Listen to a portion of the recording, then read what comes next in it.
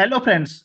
आज हम जिस टीडीएल की बात करने जा रहे हैं वो दो कंपनियों के लेजर बैलेंसेज और ट्रांजैक्शंस के कंपेयर के लिए बनाई गई है। जैसे मान लो आपने कंपनी वन है उसको स्प्लिट कर दिया और अब कंपनी टू जो है वो आपके नए साल में करंट कंपनी है और कंपनी वन जो थी वो आपके ओल्ड कंपनी थी। अब मान लो उसके ओपनिंग बैलेंस और उसके क्लोजिंग बैलेंस का डिफरेंस पता करना है, या मान लो उसके बीच में कोई ट्रांजेक्शन का कोई गैप है, या कोई मान लो ऐसी एंट्री है जो बाद में की है, या उसका डिफरेंस पता करना है। तो उस कंडीशन में हम इस टीडीएल का यूज करते हैं। इसके साथ साथ मान लो सीए के पास अगर कोई डेटा लेके जाते हैं तो करंट में डेटा जो लेके गए और सीए के पास जो प्रीवियस डेटा था उसके बीच में अगर दोनों का कंपेयर करना हो कि कौन से ट्रांजेक्शन में चेंजेस किया गया है। कई बार क्या होता है कि सीए हमारे कंपनी की ऑडिट करने के बाद में कुछ ट्रांजेक्शन में चेंजेस कर देता है और कहता है कि ये इसमें मैंने कुछ चेंजेस किए हैं, आप अपनी फर्म के अंदर चेंजेस कर लेना। अब हमें ये पता नहीं होता कि कौन कौन से ट्रांजेक्शन में चेंजेस किया है। तो उस कंपनी को हम अपने सिस्टम में लोड करके और दोनों कंपनी में कंपेयर करके पता लगा सकते हैं कि कौन कौन से ट्रांजेक्शन में चेंजेस किया है, और उसके बेसिस पे हम उनको अपने करंट कंपनी में अपडेट कर सकते हैं। तो इसके लिए हमने टीडीएल लोड कर दिया है। टीडीएल लोड करने के बाद में आपकी स्क्रीन के ऊपर देखो एक ऑप्शन आ रहा है, laser balance reconciliation between two companies. तो यहाँ पे मैंने कॉर्पोरेट टू और कॉर्पोरेट वन दो कंपनियां मैंने बनाई है और यहाँ पे लोड कर दी है। अब यहाँ पे देखिए, जैसे ही मैं इसके अंदर जाता हूँ तो पहला ऑप्शन आ रहा है multi company ledger transaction difference. इसके अंदर जब हम जाएंगे तो यहाँ पे देखो दोनों कंपनियों का फ्रॉम और टू पीरियड दिया हुआ है, तो किस टाइम से किस टाइम के बीच में ट्रांजेक्शन का डिफरेंसेस का पता लगाना है, या लेजर के बैलेंस का डिफरेंसेस का पता लगाना है। जैसे मैं यहाँ पे 18-19 का टाइम पीरियड दे देता हूँ। यहाँ पे मैंने दोनों जगह ये टाइम दे दिया है। अब इन दोनों कंपनियों में अगर जो भी डिफरेंसेस होगा, जिस जिस ट्रांजेक्ट जिस जिस लेजर के बैलेंसेस में डिफरेंस आएगा वो यहाँ पे दिखा देगा। अभी देखो यहाँ पे चार लेजर्स बता रहे हैं, चार पांच लेजर बता रहे हैं। देखिए पहला इंडसइंड बैंक सिक्स और इंडसइंड बैंक। पहले जो कॉर्पोरेट वन कंपनी है उसके अंदर इंडसइंड बैंक सिक्स नाम से लेजर बना हुआ है, इसमें इंडसइंड बैंक सिक्स। दोनों में ट्रांजेक्शन सेम है, बैलेंस भी सेम है, लेकिन नाम अलग अलग है, इस कारण से ये डिफरेंस आ रहा है। तो हम नाम चेंज करेंगे तो ये डिफरेंस बराबर हो जाएगा। अभी यहाँ पे केवल वही कंपनियां वही लेजर सामने आ रहे हैं जिसके अंदर डिफरेंसेज है। बाकी लेजर्स को अगर आप शो ऑल करोगे तो सारे आ जाएंगे। यहाँ पे देखो ये सारे लेजर्स आ चुके हैं। फिलहाल मैं वापस ओनली डिफरेंस लेजर के ऊपर क्लिक करता हूँ। तो यहाँ पे मेरे सामने वो लेजर्स ही रिफ्लेक्ट कर रहे हैं जिसमें डिफरेंसेज है। तो पहला डिफरेंस तो हम दोनों के बीच में नाम का डिफरेंस है, तो वो पता चल गया, तो हम उसको चेंज कर सकते हैं। अब मान लो दूसरे लेजर्स पे चलते हैं। दूसरे लेजर के अंदर देखो, यहाँ हमारा ये कस्टमर 1055 राजस्थान का है, जिसमें कॉर्पोरेट टू कंपनी का क्लोजिंग बैलेंस 86,360 और यहाँ पे कॉर्पोरेट वन का 82080 है। तो यहाँ अब इन दोनों कंपनियों के बीच में बहुत डिफरेंस है। तो अब यहाँ पे हम एंटर प्रेस करेंगे तो हमें ये भी पता चल जाएगा कौन से ऐसा एंट्री है जिसके कारण से ये फर्क आ रहा है। तो यहाँ पे देखो ये बता रहे हैं 2 लाख रुपए का जो फर्क आ रहा है, ये देखो यहाँ पे 2 लाख रुपए का फर्क बता रहा है। ये 2 लाख रुपए का फर्क बता रहा है कि ये कॉर्पोरेट टू कंपनी के अंदर एंट्री है लेकिन कॉर्पोरेट वन में नहीं है। अगर हम यहाँ पे भी शो ऑल करेंगे तो हमारे पास सारे ट्रांजेक्शन सामने आ जाएंगे। जो डिफरेंस का होगा वो सामने बता देगा। तो यहाँ हमारे सामने सारे ट्रांजेक्शन सामने आ गए जिस ट्रांजेक्शन में डिफरेंस आ रहा है। जैसे मान लो ये ट्रांजेक्शन है, ये ट्रांजेक्शन हमारे इस कॉर्पोरेट टू के अंदर है लेकिन कॉर्पोरेट वन के अंदर नहीं है, तो यहाँ पे इसने बता दिया। तो इस तरह से जिस जिस ट्रांजेक्शन में डिफरेंस होगा वो बता देगा। अभी ये देखो, जैसे इस ट्रांजेक्शन में कोई फर्क नहीं है, ये डेबिट अमाउंट है और यहाँ पे भी डेबिट अमाउंट है, तो दोनों डेबिट डेबिट इक्वल हो गए। तो यहाँ पे जिस जिस ट्रांजेक्शन में फर्क आ रहा है हम उस एंट्री को यहाँ पे कर सकते हैं। जैसे मान लो ये एंट्री कॉर्पोरेट टू में है, कॉर्पोरेट वन में नहीं है, तो मैं इस पे एंटर प्रेस करके इसको कॉर्पोरेट वन में भी कर सकता हूँ। तो मुझे ये भी पता चल जाएगी कि कौन सी एंट्री है, और उस पर एंटर प्रेस करेंगे तो उस ट्रांजेक्शन के अंदर जाके भी देख सकते हैं।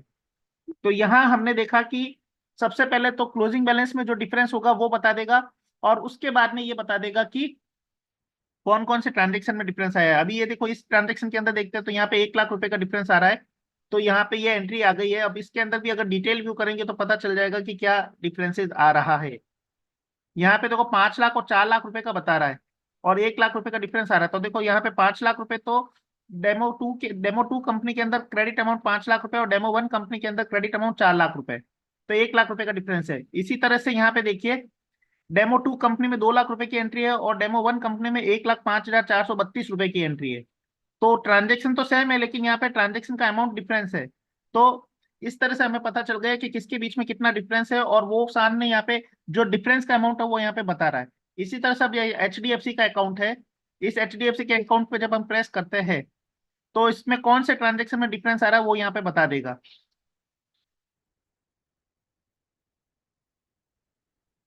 अभी देखिए यहाँ पे दो ट्रांजेक्शन है। पहला ट्रांजेक्शन है जिसमें 2 लाख रुपए की एंट्री तो डेमो टू कंपनी में की हुई है, और डेमो वन कंपनी में 1,05,000 की एंट्री की। ट्रांजेक्शन सेम है। इसी तरह से 5 लाख और 4 लाख रुपए की एंट्री की हुई ट्रांजेक्शन है हमें।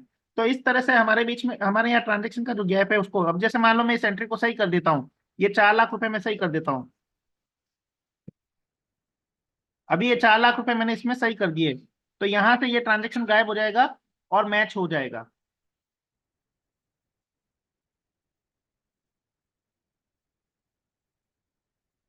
देखिए अब केवल यहाँ पे एक ही ट्रांजेक्शन बता रहा है जिसके अंदर गैप आ रहा है, बाकी वो ट्रांजेक्शन का मैच हो चुका है।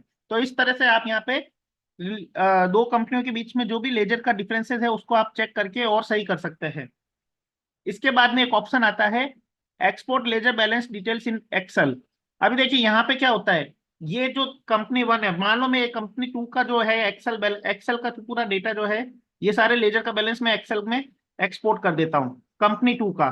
तो यहाँ पे मैं क्या करता हूँ कि इसको एक्सेल में एक्सपोर्ट कर देता हूँ। तो ये एक्सेल में एक्सपोर्ट कर देते हैं अपन, बैलेंसेस सारे इसके एक्सेल में एक्सपोर्ट कर देते हैं।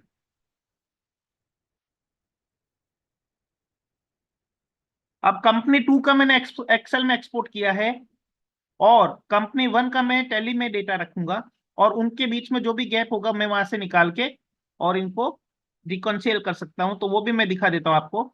अभी पहले डेटा मैंने ये एक्सेल में एक्सपोर्ट कर दिया है, ये डेटा मैंने एक्सेल में एक्सपोर्ट कर दिया, ये कंपनी टू का है, ठीक है। तो इस फाइल का पार्ट में ले लेता हूँ, तो कंपनी टू का डेटा मैंने एक्सेल में एक्सपोर्ट कर दिया है। अभी मैं कंपनी वन ले लेता हूँ।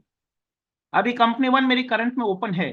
अभी मैं ledger balance reconciliation with Excel में जाता हूँ। यहाँ पे मैंने फाइल का पाथ दे दिया ये वाला, ये मेरी फाइल है, शीट का नाम मैंने वन ले लिया, जो भी लेना है। अभी यहाँ पे देखो शीट के अंदर ए कॉलम पे लेजर का नाम है, बी पे डेबिट और सी पे क्रेडिट बैलेंस है। अब यहाँ पे मैंने ये दे दिया। अब जैसे ही मैं इसका इंपोर्ट करूंगा तो ये मेरे दोनों कंपनियों के बीच में जो लेजर का जिस जिस लेजर्स में डिफरेंसेज है वो सारा बता देगा। तो यहाँ पे देखिए दो कंपनियों का डेटा आ गया, टैली का एक जो पार्टी का बैलेंस है, और एक्सेल का जो पार्टी का बैलेंस है वो यहाँ पे मेरे सामने आ चुका है। ये कंपनी जो डेमो कॉर्पोरेट वन है उसका टैली बैलेंस है, और Excel balance demo corporate two company का है।